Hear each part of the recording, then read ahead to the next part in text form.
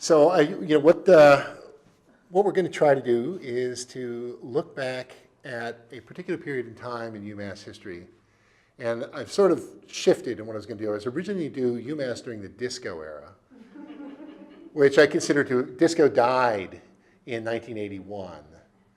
But I've shifted a little bit and decided I was going to do in the pre-disco era. And disco also died in 1977. So I'm going to go 1970 to 1977, which is actually period of two chancellors, Oswald Tippo and Randolph W. Bromery.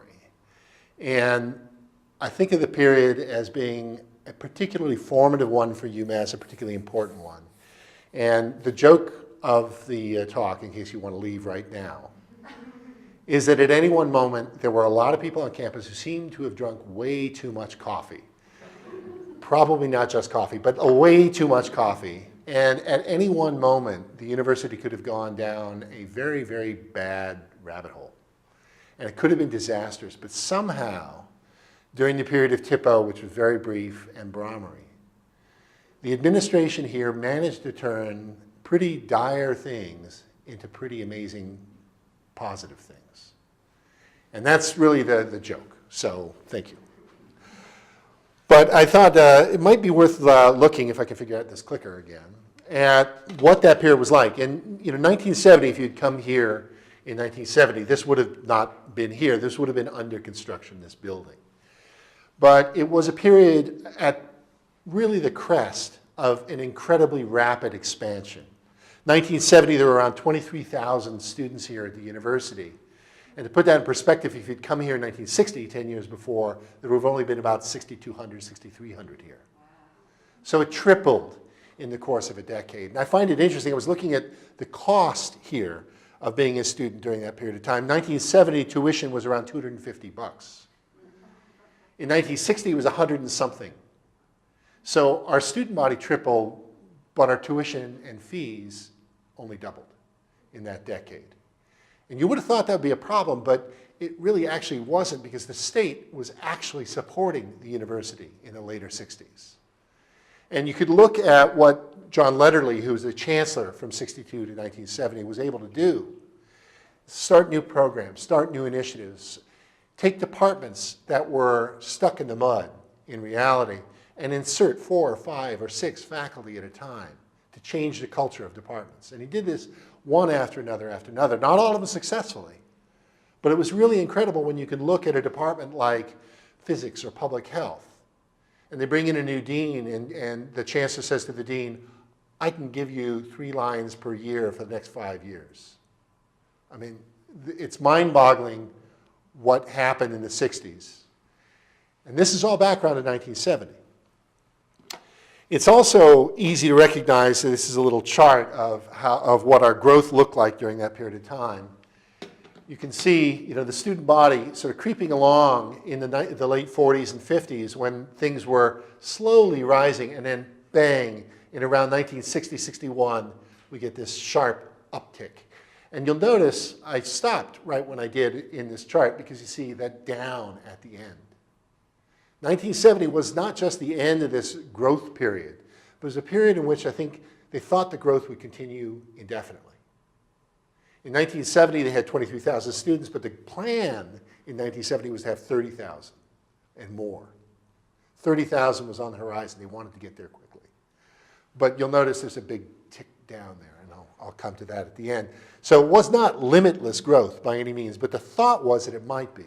1970 was also, just to put it in context, a period of time in the history of the university where we had expanded from a campus to a system. Boston celebrated its 5th anniversary in 1970. Worcester graduated its first class of medical students in 1970.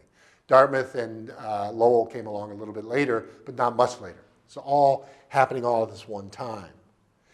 So Letterly decides he's going to leave in 1970, and he left on the table a lot of growth in the physical campus. And because I have a particular animus against these horrendous brutalist buildings, I thought I would just talk about the scar that was laid on the center of campus at this period of time. Herder Hall here, you can see a construction worker who's so depressed at working on this building that he's about to jump off. Herder Hall is completed about 1969. It was actually designed by Joe Stalin's personal architect. And it really looks every bit of it. There are people who love these buildings, and I'll come back to that because there's a particular reason I don't like these buildings. It's not because they're ugly, even though they are. That's not why I don't like the buildings. It's not because they don't function well, because they're designed with improper ideas in mind. This is my talk for tomorrow. But there's something more to it that I'll get to in a second. But Herter Hall, the campus center, which is a great place if you're a student to go hang out in the garage. The campus center does that. It was called at the time the Awful Waffle. I dubbed it the Ziggurat of Despair, and I thought that was very clever. But I discovered in 1970 they were using the term ziggurat without despair, but ziggurat for the campus center. But the campus center was a big intrusion up on the north end of the pond region in 1970, completed there. The library tower sort of in the center of the pond area in 1973, and I'll talk about the library tomorrow, so there's no reason to go on to it. But library tower is an important landmark because it is the center of campus and the largest building on campus. Completed started in 69, completed in 1973, and then again, a few years later. We have the Fine Arts Center, which is the world's largest Jersey barricade, closing off the south end of the campus pond, and campus, in other words, Tobin Hall here, which, as far as I can tell, the sole virtue of Tobin Hall is it was the center of one of the feral cat colonies on campus here. So Tobin Hall, all these modernist, brutalist buildings were said to be second-rate buildings by first-rate architects. I consider them third-rate buildings by second-rate architects, but they're transformed the appearance of campus. And this is the message of the reason I don't like these is because of the way they transformed campus. And as part of understanding this period of 1970 and 1977 that I want to talk about, is they transformed it in a particular way. What they decided to do, what Letterly in his style and his predecessors and successors to some degree decided to do was not to build on great strengths as a university, but to erase our past. So they take urbanist style, urbanist design, and they plop it down in the center of one of the most beautiful natural landscapes in the country. It's a denial of who we are and where we are, and it's a denial of our past as an agricultural institution, and consciously so. And they talk about it as a modernist approach, thinking about us as a future, forward-looking institution. But of course, this design is a moment in time. It's not forward-looking in any way. There are people who love these buildings because they talk about the values and the ideas that go into them, and the ideas are 50-cent ideas that don't have legs over time, in my opinion. So I don't have any affection for these poorly functioned, ugly buildings, but it's really because it's a denial of who we are as a university, and it's a missed opportunity as who we are as a university because we could have built on our past, and we chose not to. So a lot of other things happening around campus at this period of time that are very experimental, almost experimental in some ways as buildings. The Southwest residential section that you see here is an urbanist intrusion, one of the earlier ones into the landscape up here, a massive set of projects is what they were called, that were controversial from the day they were put in there. But they became even more controversial in 68, 69, when they took one of the buildings, one of the five, there were 6 planned, but one of the 5 buildings in Southwest, Pierpont Hall, and transformed it into an experiment in living and learning together called Project 10. It isn't much remembered today, but if you talk to alums of Project 10, and believe it or not, some people actually did graduate with a Project 10 in their background. Project 10 is something that they are deeply affectionate toward. They love Project 10. The idea was that as freshmen placed in Pierpont, you would have professors living in the dorms with you, and you would help with the faculty to essentially design a curriculum, coursework that you could pursue. The idea was that you could get involved directly into the work of taking control over your own curriculum, your own academic future. And you had faculty who were living there with you, and your colleagues who were living there with you. Now, Project 10 is an interesting experiment. It lasted, as far as I can tell, till at least 1977. And it's a forerunner of what we call the RAPS today. What does RAP stand for? Reading and something or other? Residential Academic Program. Residential Academic Program. But RAP, from the language of the day, sort of harkens back to Project 10. Project 10 often also spun out into what was called Free University City, which is a set of geodesic domes and tents that were built down in the southwest area in 1969. Doesn't seem to have lasted too long, in which students and faculty taught free courses for the people. There might have been more to Free University City, but it's this very ephemeral thing that is very poorly documented. But you'll see these odd photographs of landscape down at university at that time, where these geodesic domes seem to pop up overnight. And Free University City, Project 10 are all part of this innovation in thinking about courses and how we operate. The idea that we could change the way we think about education was very much at the surface.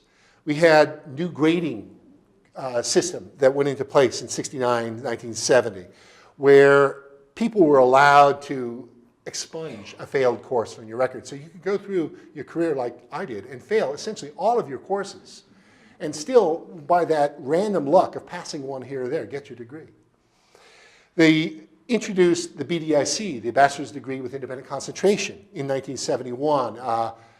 We have a couple of people who have gone on to great things. One of the first graduates of BDIC program here was Jim Metzner, who you may hear on NPR, playing ambient sounds that he's recorded in the environment. He's a great soundscape pioneer, and he was a BDIC graduate, the first. PE, physical education, was abandoned as a requirement for students right around the same time. There were a lot of these other curricular initiatives that went into place. In the 1970 index, they wrote, now for many, the scenes of lab sciences and physical education are obsolete, a nightmare of years past. Countless 8 o'clocks spent kicking a soccer ball or watching planaria are gone. But some, boldened by fewer requirements and pass-fail options, branched out and explored areas foreign to them. They learned unpressured and interested and became fuller individuals. By these curricular reforms, another step was taken toward the true goal of the university. So the true goal of the university included co-ed dorms, which were introduced in pieces in 69, 70, and 71. First by separating women and men on floors, then on corridors, and then finally room by room. This is a photo by an alum from that period of time, Tom Benedek. Has nothing to do with co-ed dorms, but Free University City, we'll call that. You can imagine that geodesic and put them in there, then it represents what I want. But the shift to co-ed dorms was massively important. The very first interview I did for the Sesquicentennial Oral History Project was of a woman who was part of that first class in Project 10. And she, in 1969, lived in an area that became a co-ed dorm. And her telling of it, she saw this great, ambitious, idealistic idea of living and learning in harmony. But rapidly what happened is the co-ed living situation and the other thing that I'll talk about in a minute conspired together with the influx of drugs on campus to transform the way the students operated. Within the first year of Project 10, there's a story that you can find pretty easily in the student newspapers of one of the young students in Project 10 having passed out while injecting herself with heroin and hit herself on a table and had to be pulled to the hospital. She did not die. But there were a lot of behaviors that were associated with living in high-rise projects close together with a huge number of other kids your own age without proper supervision and without really a rigorous academic requirements on you. In 1973, they added to it, this is actually me, a couple of years ago, but they lowered the drinking age from 21 to 18 in 1973. So you had this influx of drugs coming in and alcohol, which had always been present, taking over a legal presence on campus that it had not before, so that the Blue Wall was turned into a bar in 73 or 74. All of this going on, adding to the ferment of what was happening. Same 1973, same year they changed the drinking age, probably not coincidentally. You had also a massive influx of streakers on campus, with as many as 600 streakers running naked from Kennedy Hall up to the other end of campus and back again, apparently being joined extemporaneously by other people stripping off their clothes as they went. Campus was a different place then than it is now. We had Hare Krishna population here on campus who recruited actively among the students. And this became both a point of opportunity for people to understand another culture, another set of ideas, but also a problem for a lot of parents who were sending their kids to campus here thinking thinking back on their experience and their parents' expectations, and their expectations as a parent in 1970, that the campus would provide parental care of their kids. And you can go back in the archives and look through and see letters of people whose son or daughter became involved in the Hare Krishnas here and began to drift away from their family. And there's at least one woman who, I don't want to say kidnapped, but managed to coerce her son to come back home and refused to allow him to go back to the university because of this. Other parents are writing in saying, I sent my daughter to campus here expecting that she would be taken care of and being given this great education that we expect out of the University of Massachusetts. And yet, what do I find at the end of my first year? I find that my daughter is back in off-campus residence, living with a man, and worse than that, living with a man who has children. So there's a lot of conflict between expectation of parents, expectations of the students, and a lot of alternatives that are being explored here in many different ways. This is the period of time which alt energy really grabs campus. Wind power, solar power to a lesser degree, ocean thermal power, all developing at this period of time. And there's a lot of questions about the issue of race that are suffused through this period of time in a very deep and rich way. This is a little bit of a side because it's 1973, not 1969-70, but we change our identity as a university, a sports team, from the Redmen, which we had adopted, a name we'd adopted in 1948, and we just abandoned it overnight. It began apparently with a group of Native Americans from New York writing a letter, apparently, to university administrators comparing about defamatory use of the mascot and how it represented the university very poorly. And the university, to their credit, responded. And the story about getting a letter from Native Americans is very attractive, but it's also not entirely true. Because as early as 1965, there were people on faculty here who were, and in the administration here, who were lobbying to change the name. The good thing is no one really cared. Sport did not have the same status on campus then, maybe that it does now, but certainly not the same status that it does at a place like Michigan or University of Chicago, which is known sport power. But Native American mascot was brought up very quickly in 1972, went to the Student Senate, and the Student Senate voted quickly to say that there was a growing American conscience, growing American consciousness, deploring the perpetration of racist, sexist, and ethnic discrimination. And we had to distance ourselves from the name, and it went quickly. And with very little backlash from the admin, from the alums, or from the students, because I think they recognized it was right, but it's also because we weren't so heavily invested in it. So that's how we became the Minuteman, which is problematic enough, but that's another story. So this disappeared in this period of time very quickly and very painlessly. Other places, it was not quick and it was not painless.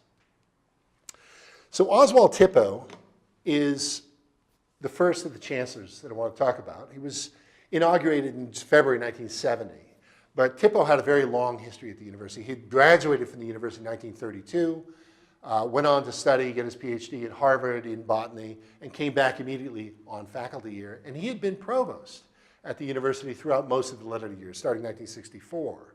Very effective guy, viewed as a UMass guy all the way because he had spent nearly his entire career here from undergrad on.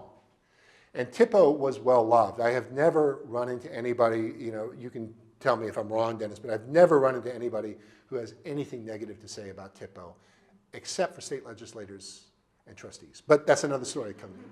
But Tippo came in 1970, and I can tell you his fairly short run here as chancellor is probably one of the most remarkable things I've ever heard of, because the first day after he's inaugurated as chancellor, he is greeted with Hubert Humphrey coming to the Cage, the basketball venue on campus here, to give a speech on American foreign policy and American presence in Southeast Asia. And Humphrey is booed down and driven from the stage by students and faculty. I'm sure the faculty took part. Humphrey is not just your ordinary guy. You know, senator, former presidential candidate, an important guy, a left liberal. By today, he'd be a radical left, but in 1968, 1970, he was sort of a moderate guy in campus here. But being driven out, having a man of this stature being driven out, became a big, big issue in regional media and in local media. And it was viewed as a silencing of an alternative point of view, even though that alternative point of view is not that far out from where the students sat. He was too close to the administration for the students in 68, 69, 70 to be acceptable on campus here. And he was driven out and shut down. Tippo also came in at the end of the same school year, where earlier in the year, when he was still provost, we'd had a moratorium in October 15th. That was the famous October 15th, 1969 moratorium that was held all across the country, where students shut down campuses everywhere. And they tried to do that here as well. There was a lot of talk about whether they should ban classes and so forth. And in his last act, Lederle decided he wasn't going to ban classes, but if faculty wanted to not hold classes on that day, they would do. The moratorium went off without a bit of a hitch. But that sort of student tumult ran throughout the entire year, from the moratorium to the silencing of Humphrey, all the way through Tippo's investiture, up until the strike of 1970. And this is another one of these national events that took place on campus here in a local fashion. The moratorium in the fall of '69 was to protest the war in Vietnam. And it was to protest a lot of other things as well, but the war in Vietnam was first on everyone's mind in that moratorium. In the spring, they wanted larger, SDS and other student activist organizations wanted larger and more vocal, organized resistance to what they saw as an administration, the Nixon administration, that had gone very much too far in supporting war and supporting anti-student, anti-African American, anti-civil rights legislation and activity. This idea of the spring 1970 was to get students on every campus around the country to shut down the campuses, to have no classes. And it was looked at as very problematic. What really tripped it off was the US invasion of Cambodia in April, which was viewed as extending the war in Vietnam, not just shutting it down, but extending the Vietnam War. And we'd been secretly bombing Cambodia and Laos for years, but this was an official extension of the war into Cambodia. And the results, in retrospect, you can see were disastrous for Southeast Asia, for Cambodia in particular. But the spring of 1970, this is what the students were reacting to immediately. On May 1st, the Collegian carried word of that attack on Cambodia. And in the same issue of the Collegian, they cited other local regional disturbances. There were 4,000 National Guardsmen being sent to New Haven to quell protests against the protesters in favor of the Black Panthers in New Haven, who'd been arrested and thrown into prison. So there's a lot of tumult in the air in May 1, May 2. Nationally, this strike organization is going on. May 1, the students at UMass get together and start talking about this. All across the country, it's not just here. I have to emphasize that again. The demands of the strike were pretty simple. First, US should cease to intervene in Cambodia and unilaterally withdraw from Southeast Asia. Second, US government has to cease persecution of political dissidents, I'm reading them off, like Bobby Seale and the Panthers in New Haven. And third, universities has to end their complicity by halting defense research, kicking ROTC off campus, the Reserve Officers Training Program off campus, etc. So they had clear stated goals going into this strike. So on May 4th, Monday, May 4th, I'll have to say the day, Monday, May 4th, strike headquarters were set up over in the student union. And student leaders began planning out the strike that they were going to hold any day now. A steering committee was set up, and the idea was that they would authorize marshals who would organize picket lines all around campus. Students who wished to go to classes or faculty who wished to hold classes technically could do so, but they would have to cross picket lines, and they would have to deal with these marshals whose job it was to keep the organization going, but also to suppress violence in case violence were going to break out. And they were really very concerned about infiltration from police or police response from that. There were set up debates in dorms and sessions to talk about the war elsewhere. The freshmen responded that day on the 4th of May with a little phrase that was put out in the student newspaper saying the seniors entered the university in 1966 and there was an unconstitutional war. They're graduating in 1970 and there's still an unconstitutional war. We as freshmen entered the class in 1969. There was an unconstitutional war then too. Must we leave this university in May 1973 with the same or larger war hanging over our heads? And with the expansion in Cambodia, a larger war was very much on everyone's mind. The collegians summed it all up. They said, there's no longer any time to vacillate. The middle ground is gone. And that's the feeling. May 5th, word of the killings at Kent State hit campus. And that's what really triggered the strike here. UMass was one of 62 institutions that took up the strike that day, which eventually grew to over 200. The one thing that's easy to forget about the strike is we hear about this strike where everybody laid down, they went out into the pond area and they hung out and they didn't go to class and they held everything. The departments generally, not universally, supported this. The faculty senate took up debate over the strike. They decided not to take a stand on political issues, but not to punish any strikers who went out at the same time. They allowed faculty who wanted not to teach classes not to teach their classes. Violence could have sprung out. It was also the time, you remember, when we're coming to the end of the semester. 77 days of the semester had already passed, and there were only 7 more days until finals were to happen. So the strike is right at the very end of the semester. So the faculty have to figure out what are they going to do, how are they going to approach grading students if they take a 3-day strike. And there was no necessary end to the strike. What are they going to do about grading? All this was being debated while the students are literally walking out the door. The faculty ultimately decided that the students were not going to be punished as they had promised, but they decided that the students had to negotiate not being punished, with many faculty members. And Seymour Shapiro, who was in botany department, if I remember right, Seymour Shapiro was deeply involved in strike negotiations and keeping things down. But he said his only disappointment in the strike was that the students decided to go on strike only after they had been given assurances that they would not have repercussions for their behavior. Seymour thought they should go out and take the strike on principle alone. But what happened is Spring Day, which is the big campus-wide party that was to be held then, was first canceled and then kind of replaced, and students had a sort of impromptu Spring Day on their own. There was remarkably little violence and remarkably little pressure because Randolph Bromery, who was the interim vice chancellor for student affairs at that point, and other senior members of the administration, William Field and others, played a role in working with the students, talking to the students, and preventing police and other anti-strike people from having too heavy a hand.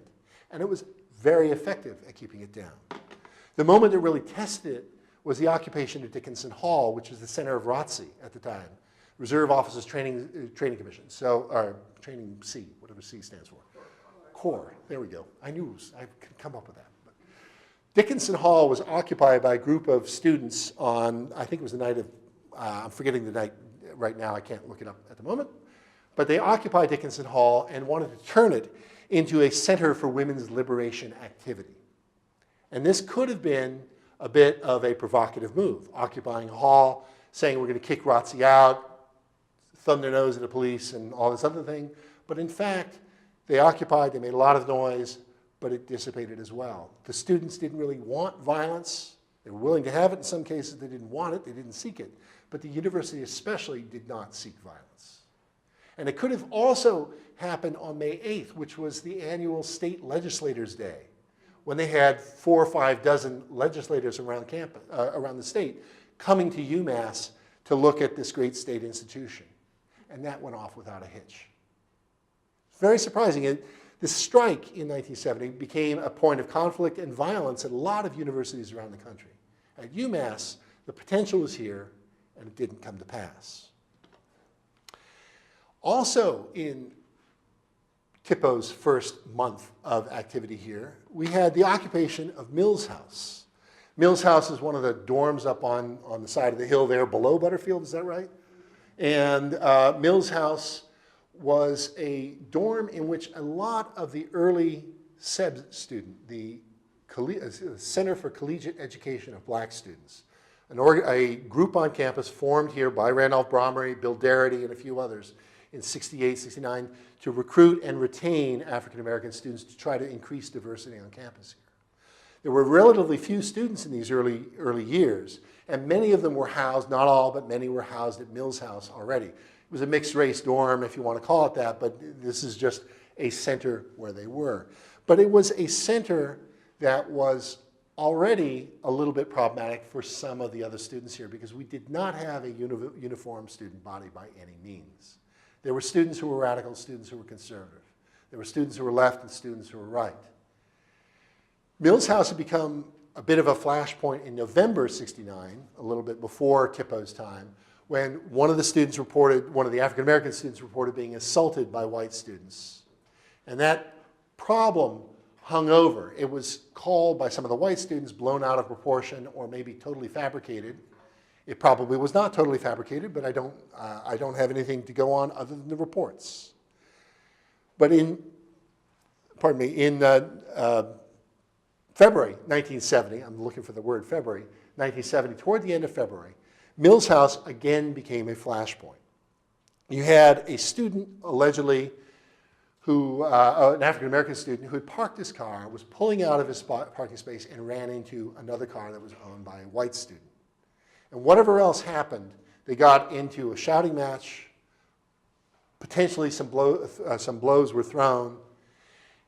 And at the end, fairly quickly, a group of fraternity boys, white fraternity boys, came and descended on the African-American students in Mills House, threatening to fight. And those students pulled back into Mills House as a point of protection, barricaded themselves in, kicked all the white students in Mills House out, and said, this is it, we're taking a stand. And they took a stand on a Thursday, February 26th. This whole incident was over by Monday, which is pretty remarkable. And John Bracey could give you a much better, blow-by-blow, detailed account of this. But what happened again is that UMass was just at this moment where it could have blown up, where the racial issues that were deep on this campus could have blown up into violence and a lot of problem. And it was diffused. And there were a number of people involved in diffusing that. The police chief, Red Blasco at the time, chose not to be heavy-handed, chose to step away. The administrators chose not to intervene, not to call in the National Guard, which was later threatened toward the end. They were saying, let's call in the cops, let's call in the militia. But that didn't happen. And the white students who had been all enraged about this ultimately did back down, quiet down. The African American students who were closing themselves in there were besieged, but they got ultimately what they wanted, which was the creation of a black cultural center on campus and a discussion, which had already been in the works, of the creation of an African American Studies department. So here I'm going to shift forward for a moment, not too much forward, and that's when Randolph Bromery walks into the scene, which is not that much later. This is 1970. 1971, late 1970, you get a major change in the way UMass is organized. I mentioned we had gone from a single campus to a system. And in 1970, December 1970, the trustees, in their infinite wisdom, decided that what they should do is split the appointment between a chancellor who would rule the campus and a president who would rule the system. Oz Tippo sees his chancellorship, his presidency, turned into something else overnight. And that doesn't necessarily sit well. But he had a lot of conflict with the man who was called in to be president, a man named Robert Wood, who was an old university administrator, experienced guy, not necessarily a bad guy. But Wood had the system and the state in mind. Tippo had Amherst and the campus in mind. So that was a problem. There were increasing problems once you create this new bureaucracy of the system about funding going to the state. And by late 71, by mid 71, there was a power grab on the part of the system to take $850,000 out of the budget of UMass, Amherst, and move it into the system's hands so they could administer it and not Amherst. And that would have crippled a lot of the things that Tippo would have loved to have done. Tippo was looked at by the trustees and by the legislature as being the guy for the campus here, and that's why he was loved here. But over there, they were taking power away from the university and did not like Tippo as a result. So Tippo, in October 1971, decides he's had enough, he's retiring. He actually says, I guess I've been in administration too long. And he went along with several senior administrators. And Randolph Bromery was supposed to be one of them, but he didn't actually go at the end. By that point, Bromery had been put up to vice chancellor, not interim, but vice chancellor for student affairs, one of 5 vice chancellors on campus at the time. And he had already accumulated a good deal of power, and he was very well respected, very well liked on campus, and I think at the state in general. I think he was not looked at as being an Amherst guy because he'd only been here for 5 years on campus here. He was not a dyed-in-the-wool UMass Amherst guy. He also had remarkable, I would say, political skills that allowed him to survive in this environment. So we see Tippo going away, Bromery coming in first as interim and then ultimately as chancellor in 1971. And he does some amazing things. He takes that shift that we see coming after Mills House, where student activism led to the formation of a Black Cultural Center. They went through all of the issues of moving people out of, the white students out of Mills House, finding alternative housing for them. There's a long drama there. But what came out of it was this idea to authorize the long simmering discussions of creating an Afro-American Studies department. And Bromery, more than anybody, is the guy who gets that done. And he does it in large part by providing adequate funding at the right moment and by allowing the Afro-American Studies faculty to be creative and entrepreneurial. And when you look at the roster of people they bring in and the creativity they brought to that program, from the moment it was created, it is truly remarkable. I have John Bracey up here just because he's my favorite guy in the world. But he came in roughly after this, but we had Michael Thelwell, Janetta Cole, Esther Terry. You had Chinua Achebe coming in. I mean, I could go on and on and on. You had people brought in. Afro-American Studies was remarkable in that they didn't take one approach to thinking about African-American studies. They took a multi-vocal approach that included music and drama and art and history, sociology, economics, all of these different aspects brought into one incredibly creative mix. And it was, sure enough, this is Max Roach who was brought in.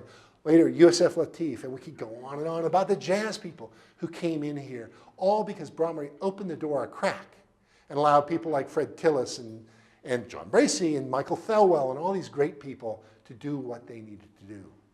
This is taking this moment of peril at the university and turning it into something that really is truly, in my mind, remarkable about what they did. There's another area where this almost could have happened too. This is a little bit more of a mixed story.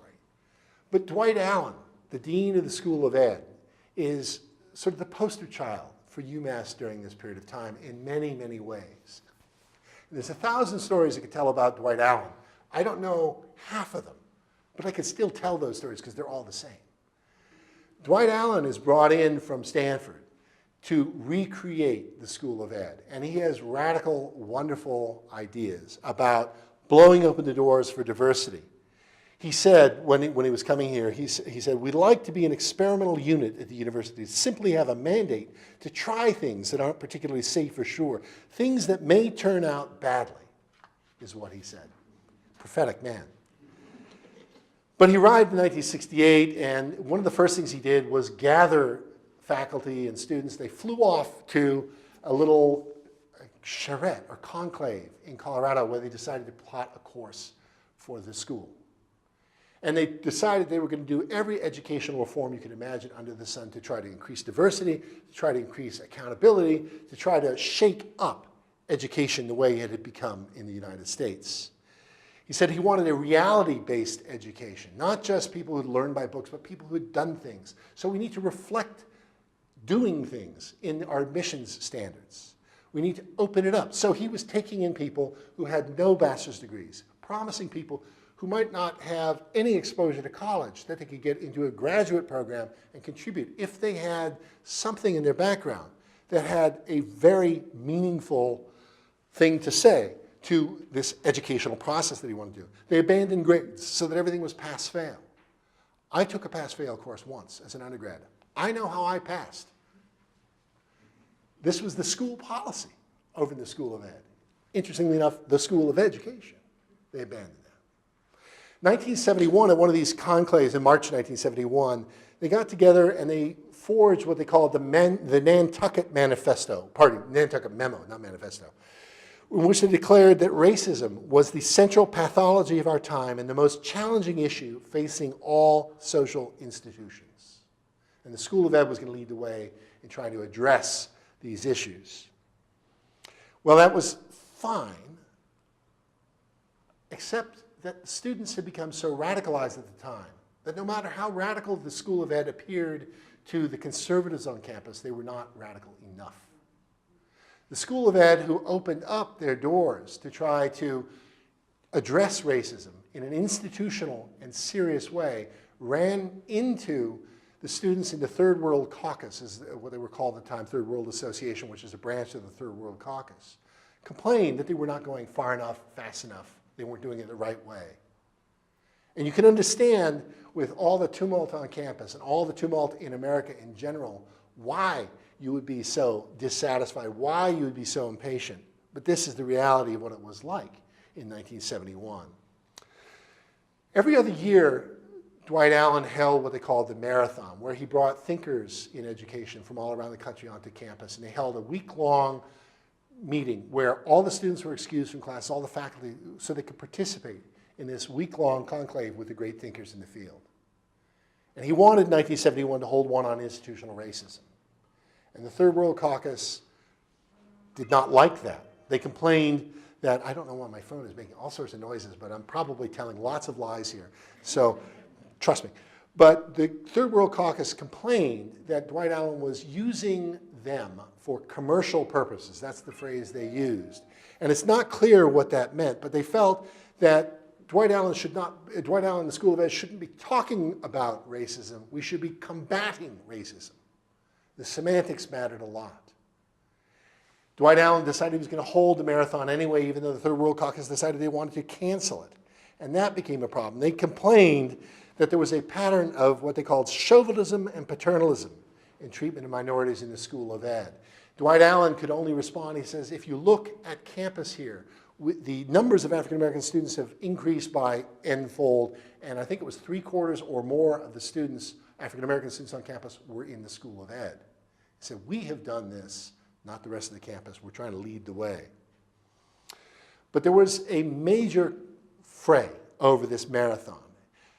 Later in that year, one of the students who had allegedly been involved in allegedly meaning that he disputed how deeply he was involved and what ways he was involved, complained that he had not been granted admission to the graduate school despite the fact that he did not have a bachelor's degree, even though Dwight Allen had promised him admission. His wife was already a graduate student there, but Allen said he did not think this guy was a fit for the graduate school because his philosophy did not fit with the grad school philosophy.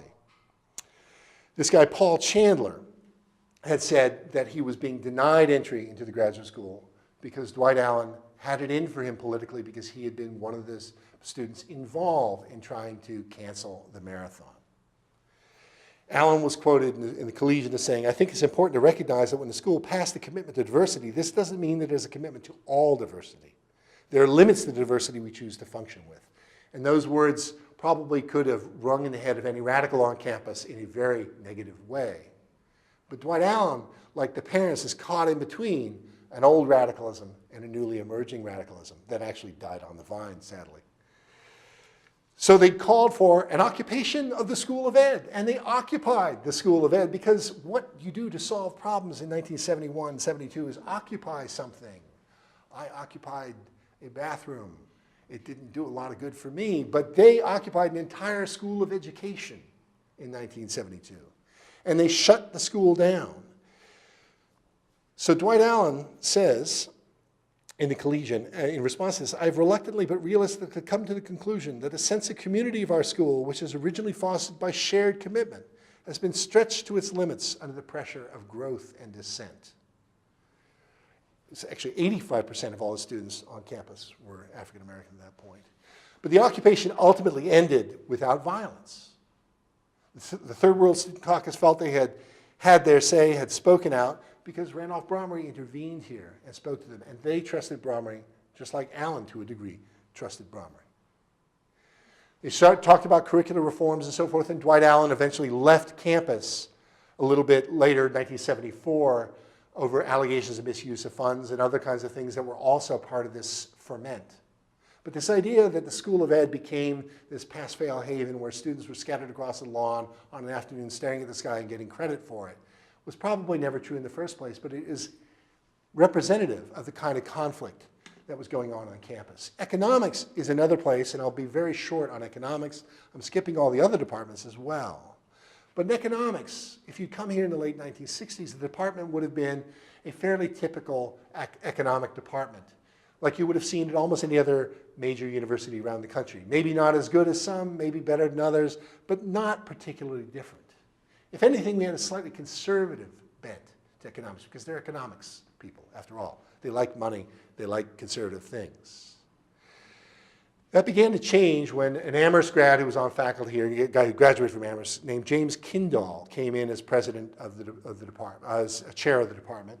He had actually studied under Milton Friedman, so he was a little bit more conservative than you might expect. And they invited a radical guy, Sam Bowles, out here for a term away from Harvard, where he was having trouble getting tenure because of his radical perspective. He was a radical Marxist economist, there's no doubt about it. And Bowles was not mincing words in this. But there was a big dispute in the department over whether we should invite Bowles in the first place. There was a dispute at the same time over tenuring a faculty member here named Michael Best, who was coming up and who was also left-leaning and who was being opposed by some of the conservative members of the department. And Best ultimately, so the dean intervened on Best's behalf, getting him tenure, approving his tenure. And as a result, James Kindall resigned. And what happened is the department flipped very quickly thereafter. This is making a larger problem simpler. But we brought in a very short order, 5 radical economists and remade the department into being one of the preeminent Marxist economic departments in the country. It was not easy, and in typical UMass fashion, there was a lot of conflict involved. We had these 5 faculty members, Bowles and Robert Wolfe, Stephen Resnick, Herb Gintis, and Richard Edwards, who's the one who didn't stay here. That's why I can't remember his name. But there were the 5 Marx-oriented faculty members who arrived all at the same time, and they decided they had to live with the old faculty members. In other departments, they just split apart. They never talked. But in economics, they decided we had to live together. How do we do it? They decided that they were going to split the department effectively in 2. The radicals on one side, the non-radicals on the other side. Radicals would control 40% of the funding and the students, the traditionals 60%. And they simply lived side by side with separate admissions policies, separate ideas about what they were doing, separate curricular offerings for a period of time, and they made it work. And this department of economics has become very, very well known because these radicals turned out to be pretty good economists, no matter how you look at them.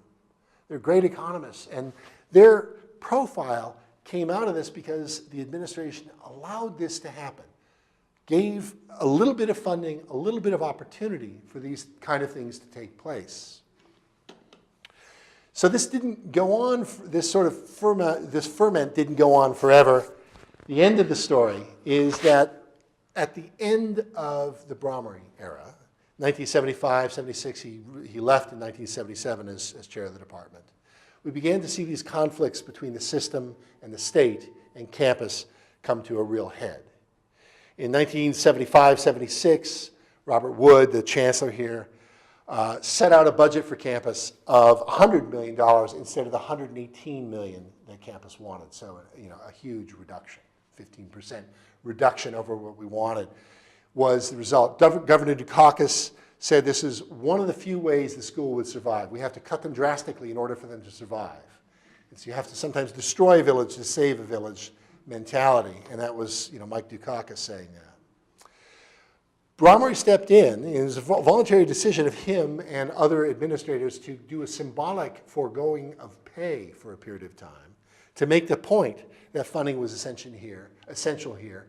And he managed to get the budget back to a more manageable crisis level of a 5% reduction instead of this 15% reduction. But he didn't last much long after that. And since then, we've had this constant stream of going from budget surplus to budget deficit, back and forth over the years, because these issues have never been resolved over governance, control, over radical versus traditional, and so on. It's also interesting to note that at the end of that period of time, we had yet another occupation. The Third World Caucus, still out there, occupied the Collegian to demand a page in the center of the newspaper to have their own news presented in their own way. And that succeeded. It was granted. It was succeeded. Women occupied Collegian subsequently to that and had their own page for a little while. So UMass continued to do this accommodation, allowing radical voices to speak, along with conservative voices on campus, the more conservative voices on campus. But our funding situation is what ultimately has killed this period of creativity, innovation, and growth that we saw in the early 70s. So I'll stop there, and if you've got questions, I can probably not answer them, but Dennis can.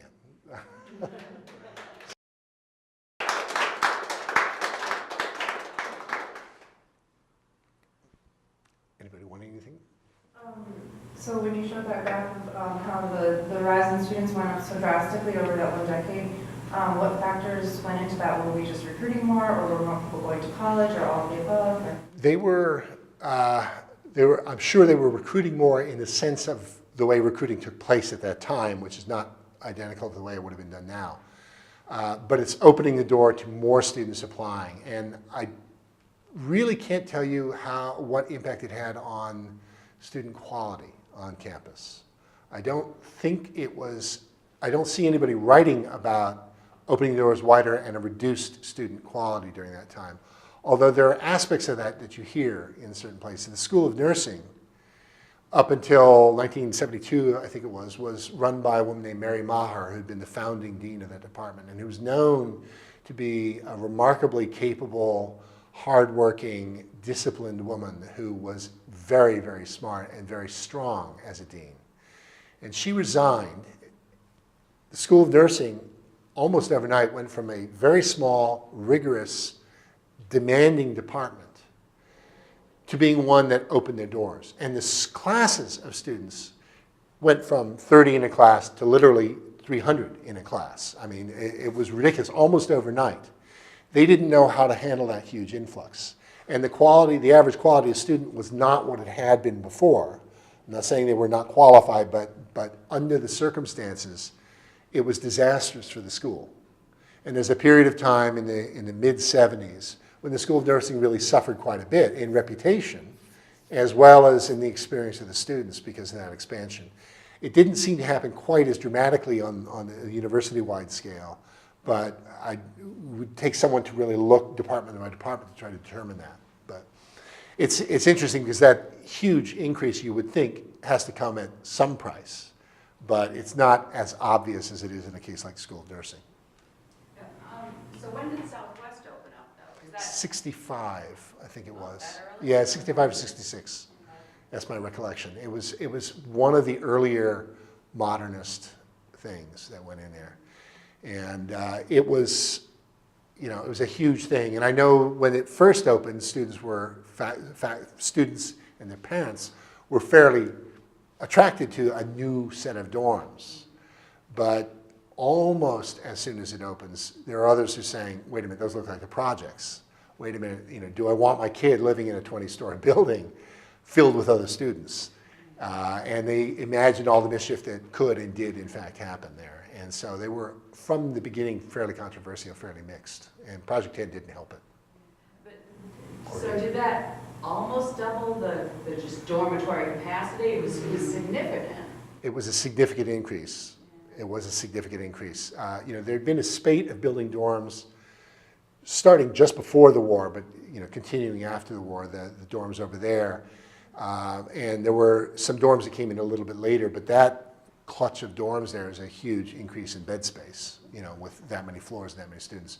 I don't know how much of an impact it would have had, but you imagine we're trying to absorb, going from 6,000 to 23,000, you've got to absorb a huge number of new students, and many of them did end up at Southwest. I don't know whether they went to high rise because they thought they needed, the space capacity. I did hear one of the foremen, or the construction managers for building that, saying that if they had gone with low rise, they would have been building out towards what's now the Big Y, and it wouldn't have been feasible to build out over that scale, even if UMass had had the land to do so. So the high rise was a more efficient way of building, but there might have been other ideas involved in it other than just keeping a compact central campus. A question and the comment, first two comments. Yeah. The comment is, thank you, that was really good, man. Yeah. That was really interesting. For me, it helped me explain a bunch of these figures that are winding When around did the you back of my graduate? head. I started here in graduate school in '71. Yeah, 71. Okay, I thought it was a little later. Oh, wow. You're old. And that's why I'm retired.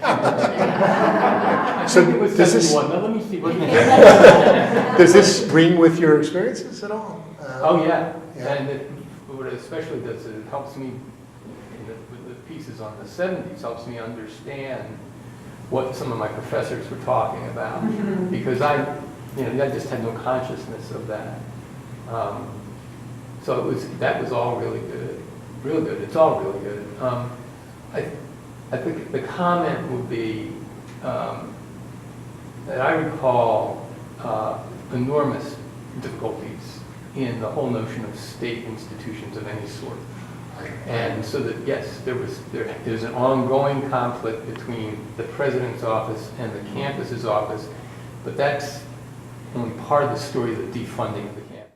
No, I think you're dead right. And I think it's not just Massachusetts, it's a national shift away from the idea of state funding and the idea of public good. I've always thought UMass ought to have as its motto, public good. And we haven't done that, but we ought to do that, to me. But I do think you're exactly right that the funding that poured in on the federal level after the war into the sciences and education more generally, that began to expand in the 60s with the anti-poverty programs, side by side with it, began to be questioned in the later 60s by the forces who've ultimately won. If we're killing the NEA and the NEH right now, they've won, because we're not going to be able to recreate them once they're gone. It's just the brutal reality. And I think the state universities have been riding along on this, and we've been a little comparatively insulated from it relative to other types of institutions at the state level and the national level. Massachusetts adds into it a particularly deep-seated and long-lasting issue over control. Not even just money, but control. It goes back to the 1870s. Control of this campus between the state and the campus here has been a constant problem, and it's gotten better occasionally and much worse occasionally, but it's been disastrous for the university. And that also is not unique. It takes a particular form in Massachusetts, but it's no different in Michigan or Ohio. Well, Ohio, no one cares about Ohio State. But it takes a different form in different places. But it is particularly acute here. And I think it is part of a general phenomenon of thinking about funding of the public good, funding of public benefit. And UMass was formed under one set of ideas back in the 1860s and 70s and expanded in the 1890s and 1910s when those ideas were very current and very helpful. And the benefit that flowed from them is so remarkable that people forgot about what it was like before 30, 40, 50 years later. So by the 60s and 70s, people are thinking, well, education, whatever, moving on. And they're unaware of what this campus and other state universities had accomplished in the previous century. And so we've now gotten to the point where we're funding almost nothing on campus here anymore from the state level. And yet, talk to people in the state, they wouldn't say that. Because... So the question is, you promised to tell us about the nosedive. Off the library?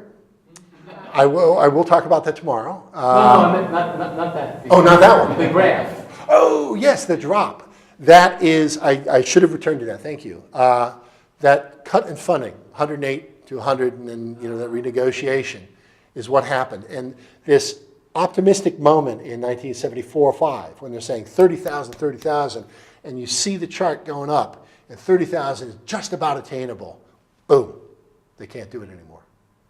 And you look at the numbers on tuition and fees and how they change through time. It's very interesting. There are periods of time where tuition leads the way, $100 a semester, and fees will be $60 a semester in the 50s, very low. And tuition can't rise because the state doesn't like to see that. So the fees start rising. And in the early 60s, there's a moment in which the fees outstrip tuition. And then tuition comes back into the fold and outstrips, but you get this dance between the two depending on what the state wants to reveal or conceal with respect, and the university wants to reveal or conceal to the student body. You can talk about our tuition numbers being relatively constant, but you hide the fees. You can talk about we're holding down on fees, but then tuition sneaks. And so it's this evil dance. But 1975, we're caught in this bind where the state decides to cut back. And when they cut back, the students suffer and the academic programs suffer. And some of the ones who had done really remarkably creative things, I put education into the same mold as Afro-American Studies, managed to skate through relatively well. School of Ed less so than AFAM. I think AFAM retained its talent and skills in a way that many other departments did not.